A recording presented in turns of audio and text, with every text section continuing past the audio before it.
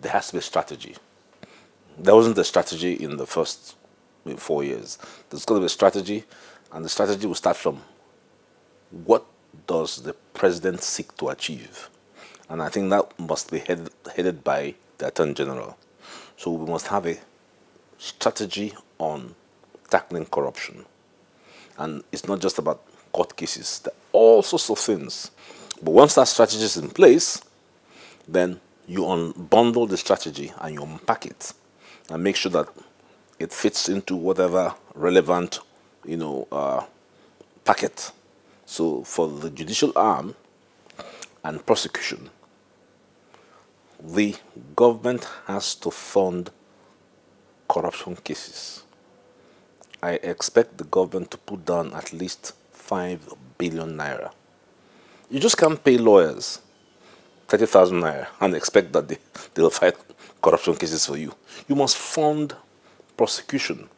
It's key. It's beyond the Ministry of Justice. They need outside assistance. So you must prepare to put down a budget to fight those cases. That's one. You must strengthen the prosecutorial process. I have a problem with the composition of the EFCC. I think the EFCC is taking on far too much. No disrespect to Mr. Magu, just that it's taking on far too much.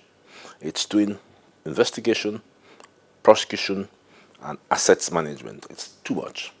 Investigation is enough. The strategy of the new government should include a national prosecution service. It is no longer possible for the Attorney General to run a law practice under his ministry, headed up by the Director of Public Prosecutions.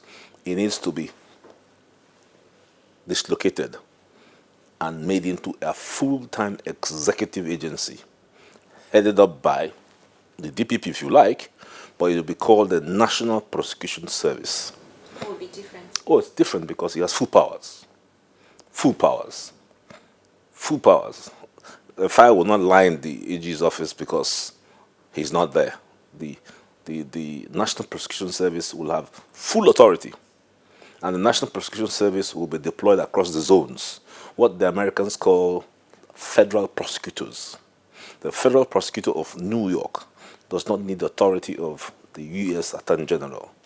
So in that way, you decentralize the prosecutorial powers. So if a case of graft comes from Enugu, it will be dealt with there.